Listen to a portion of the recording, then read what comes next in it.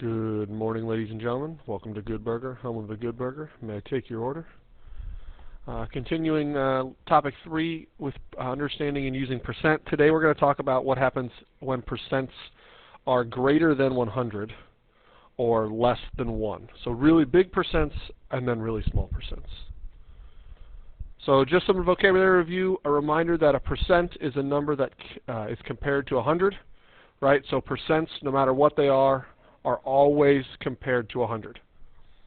Okay?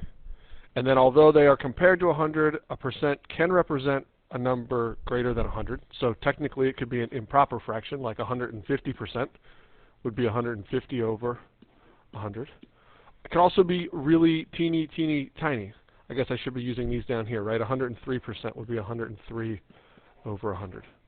It's like on a test, you get 100 points on the test, but you get the bonus right, and you get 103. Example 2, I found this interesting stat, that the number of polar bears compared to other animals is this teeny tiny percentage right here. And that means that of all the animals, of the total animals, right, there is this number of polar bears per 100 other animals, which is really small. Right? There's not a lot of polar bears left. All right, so first let's look at percents that are greater than 100. Let's look at percents that are big. A reminder to highlight things and fill it out as we're going along, right? But the first thing you'd want to do is take your percent and write it as a fraction. So if we have 140%, just like I showed you in the last slide, it's still compared to 100. You would still write 140 over 100. Okay? And then to continue to turn that into a more appropriate fraction, we would just simplify, right? So you could divide 140 and 100 both by 20. You could technically also divide them by 10, by 5, by 2. There might even be other things, right? But you continue to simplify until you get a proper fraction that's in simplest form. If you have questions about this step right here, come and see me immediately. Let's chit-chat about topic 1. Okay. You can also turn a percent into a decimal, right? And you can do it 2 different ways. You can either use just logical reasoning, right? Notice here that by using reasoning, I started with a fraction. I kind of simplified my fraction down to get from here to here. Here's the math that I did, right? I just divided by 10 over 10 to get a smaller fraction. And then I continued to divide by 10. And if you'll recall that when you divide numbers by 10, the decimal flip-flops, and that's how I ended up with 1 4/10. Your other option, right, because fractions equal division problems, is that you could use division. Okay? And then if a decimal, I don't know why this isn't highlighted, some technical difficulties for you today. If your decimal is greater than 1 whole, your percentage will be greater than 100. Again, if you have questions, come and see me. Otherwise, I'd love for you to pause the video and to try this one on your own. The area of a new movie theater is 225% of the area of the old theater. What is 225% as a fraction and as a decimal? Pause and solve. Okay. First, I took 225 and I wrote it as a fraction out of 100, right? Because percentages are always comparisons to 100. And then I simplified that fraction. I divided by 25 over 25. You could have divided by other things. I got down to 9/4, and then I ended up with 2 1/4. To turn it into a decimal, I did show 2 strategies. One was kind of by reasoning, and one was sort of using long division. So the long division strategy, you can clearly see here, I just divided the numerator by the denominator, 2 25/100. Coincidentally, that's also 2 1/4. Using a little bit more reasoning and a little bit more understanding of place value, I also know that whenever I divide by 100, all I'm doing is taking my decimal and moving it 2 place values to the left to represent that division by 100. Again, 2 and 25/100ths. A follow-up question just for you to ponder: is the new theater going to be bigger or smaller than the old theater? And if you want to pause and think about that, if you want to write a sentence about that somewhere on your page, that would be great. I'm just curious if you think it'll be smaller or larger. What if we go the other end, though? Let's go the other end of the spectrum. When percents are less than 1, right? So a fraction percent. So I have 1/2%. Okay? Notice, right? I take my 0.5% and I'm still going to write it as a fraction over 100. So this might look kind of weird to have a fraction in a fraction, but it is totally acceptable. And then you just divide fractions like you normally would. I have a half divided by 100.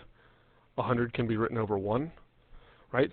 And then I keep, switch, flip. I end up with 1 over 200. So a 0.5% is 1 out of 200. And those are the steps. You write the fraction over 100. You divide fractions like we did in topic 1. What if you want to write your fraction percent as a decimal? Okay. So again, you could change a 0.5% into a 0.5% as a decimal. And then you could write that decimal as the numerator in a fraction, right? Again, it probably looks weird to have decimals in fractions, but again, perfectly legal. Okay. And then you just make a new fraction where the with a whole number denominator. Like, that's the key here. Is this, we don't want it to be a decimal, so we're going to change it to not be a decimal. So that's kind of the math that's going on here. Because I need to make one hop here, what I'm doing is I'm multiplying by 10 over 10, which is how they got to 5 thousandths. And then again from topic 1, you can write 5 thousandths as a decimal. Come and see me if you have any questions so far. All right. If you start with a decimal, how can you go the other direction?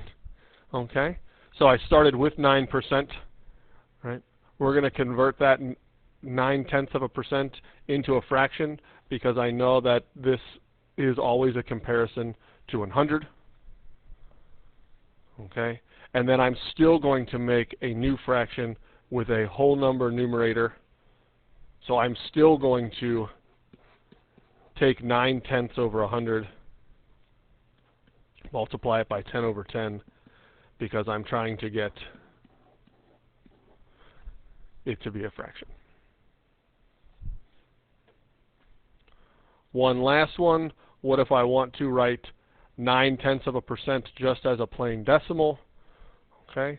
Again, we still start by comparing it to 100. I feel like I'm on repeat. Do you guys feel like we're always writing percents as comparisons to 100? That should stick in your brain somewhere. Okay. I'm still making a new fraction with a whole number denominator, and then I'm going to write that fraction as a decimal.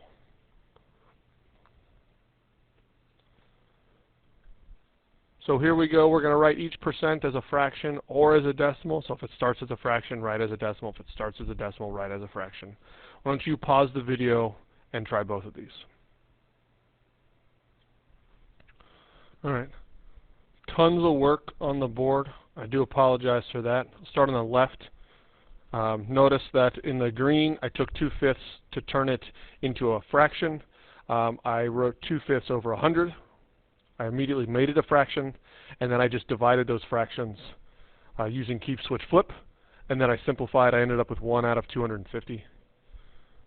To turn it into a decimal, I took 2/5% and I switched it to a decimal.